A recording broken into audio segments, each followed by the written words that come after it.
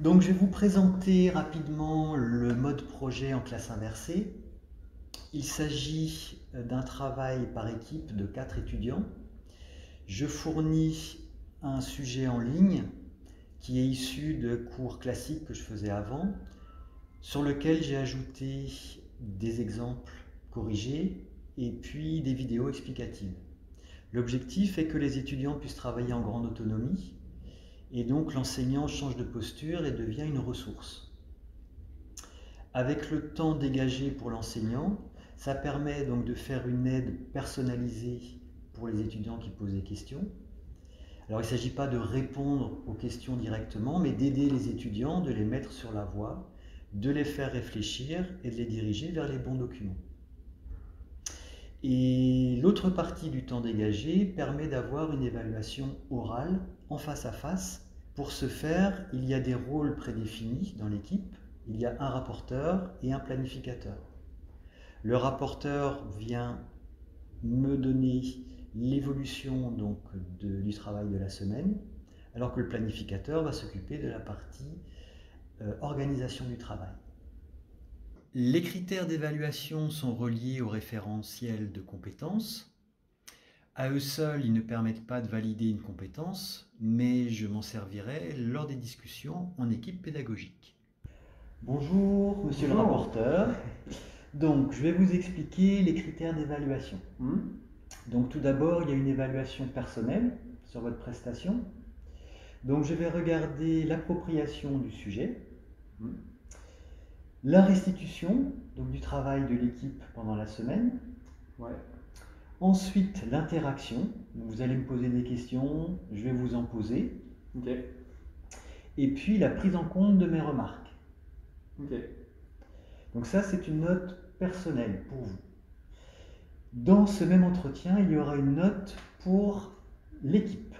Alors là, je vais prendre en compte le planning, voir s'il a été tenu à jour, l'avancée dans la semaine, donc le travail qui a été fourni cette semaine. Ensuite, les rétroactions, c'est-à-dire les remarques que j'ai pu faire au rapporteur la semaine dernière, est-ce que ça a été pris en compte? Et enfin, le lien avec le rapport d'activité. Donc je vais regarder vos 4 rapports d'activité, si c'est bien en lien avec le travail que vous me présentez cette semaine. D'accord? Alors pour commencer, je vais aller voir votre planning. Voilà. Donc nous sommes le 29. Donc je vois en vert les tâches qui sont finies à 100%. Nous avons en orange les tâches en cours avec le pourcentage. C'est ça. Et en rouge, ce qui est à faire. Donc le planning est à jour, il est tenu. Donc ça, je le marque dans le rapport de cette semaine, planning à jour.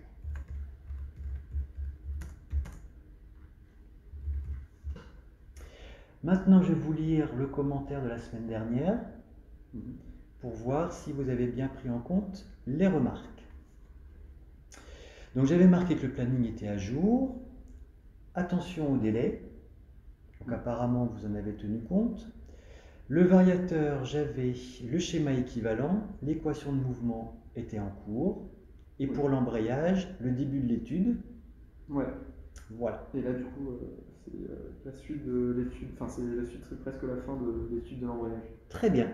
Maintenant, je vous écoute alors. Alors, du coup, j'ai repris le PFD que j'avais précédemment, là, ici. Donc, du coup, j'ai repris ça, mais du coup, j'étais toujours dans le même problème. J'avais la vitesse de rotation. Alors, je me suis dit que la vitesse de rotation était toujours constante, mais c'est pas possible. Pourquoi? Enfin, parce que si je fais ça, ça veut dire que là, c'est égal à 0. Ça s'annule et ça me fait F10 qui égale 0. Que vaut la déformation du ressort? Il est totalement comprimé. Oui. Divisé au 7. Voilà. Ah, oui, du coup, c'est pour ça. Au-delà de demi-tour, vous aurez un supérieur ici. Ok. Je vous laisse le noter. Ok. Donc je marque force que des disques en cours. Ok. Autre chose? Bah moi pour le coup c'est bon. Très bien. Voilà. Merci. Merci. Et donc, la partie d'évaluation que je ne vous ai pas montrée et qui se fait en temps caché, c'est-à-dire en dehors des enseignements, en dehors des cours, c'est la partie du rapport d'activité. Donc, le rapport d'activité est là pour valoriser le travail de l'étudiant. Il s'agit d'un descriptif des actions qu'il mène pendant la séance et en dehors de la séance. Donc c'est un outil qui me permet de contrôler le travail de l'étudiant, c'est-à-dire que pour 2 heures de travail encadré, je lui demande 1 heure de travail en autonomie chez lui. Alors il peut le faire en équipe ou seul. Et donc il ne doit pas faire moins, il ne doit pas faire plus. Ça permet de limiter aussi l'investissement des étudiants et que la partie projet ne prenne pas trop d'espace sur son temps de travail. Et puis, il y a une partie analyse, donc analyse des problèmes rencontrés par l'étudiant, savoir donc si ce sont des problèmes plutôt méthodologiques ou des problèmes de connaissance, et une partie résolution des solutions, où je lui demande donc une analyse des solutions qu'il a pu mettre en place afin de résoudre ces problèmes. Sachant que ce rapport d'activité est évalué toutes les 2 semaines, l'idée est d'aider l'étudiant à améliorer ses méthodes de travail. Il y a enfin, donc, dans le Drive, il y a le classeur de projet qui permet aux étudiants de synthétiser tous les documents qu'ils m'ont présentés pour avoir une version propre qu'ils garderont, qu'ils conserveront donc à la fin du projet pour la suite de leur scolarité.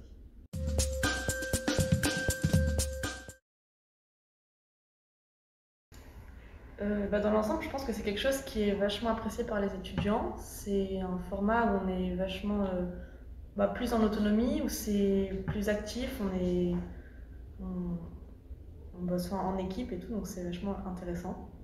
C'est intéressant d'avoir un projet comme ça où on situe vraiment pourquoi on apprend à faire de la mécanique, quoi. Et le projet, ça se rapproche plus de la pratique. Mieux, moi j'ai l'impression de bien mieux comprendre sous ce format-là qu'un cours classique. Sur un travail de projet, les connaissances restent plus dans le temps que si on avait eu un exercice type à préparer pour un contrôle écrit, par exemple. Ça permet en fait de directement, pendant l'entretien, si le professeur voit qu'on n'a pas compris un truc ou que c'est pas clair, il peut directement lever le doute ou alors poser d'autres questions pour voir si on a bien compris, nous expliquer directement ce qu'on n'a pas compris. En fait, contrairement à un contrôle papier classique où on a la correction 1 fois sur 2 et 3 semaines après, là on sait directement ce qui va pas et ce qu'il faut changer et c'est intéressant. Et ouais, le prof il va savoir jusqu'à où on a compris et aussi d'un point de vue niveau social, je trouve que ça rapproche la relation entre le professeur et les élèves, donc moi je trouve que c'est pas mal. Ouais, ça nous permet aussi d'avoir une évaluation assez rythmée et de façon assez régulière. Ça nous évite de ne pas avancer pendant 2-3 semaines et se trouver à la fin avec une tonne de travail. Passage en tant que rapporteur, on se fait un petit speech entre nous, on se raconte qu'est-ce qu'on a fait, comment on a fait, et comme ça permet d'être à jour sur toutes les parties du projet sans pour autant avoir travaillé sur forcément tout. Faut que je lui explique précisément tout pour quand même qu'il comprenne bien, mais sauf qu'à côté, lui, il a aussi sa partie dans la tête, il peut avoir la partie de Kenza. C'est ça qui peut être un peu dur, mais il faut juste bien penser à ça, quoi. Par exemple, on doit être au courant de vraiment tout ce que fait dans le groupe, alors qu'on peut pas forcément être calé sur ce que fait tout le monde. Et c'est compliqué de suivre derrière un bon rapport. Sans forcément avoir touché à toutes les parties du projet, on a quand même une compréhension globale de ce qu'on est en train de faire. Et ça nous permet, par exemple, aussi nous, on explique aux autres, donc il faut qu'on sache expliquer, donc il faut qu'on ait quand même bien compris.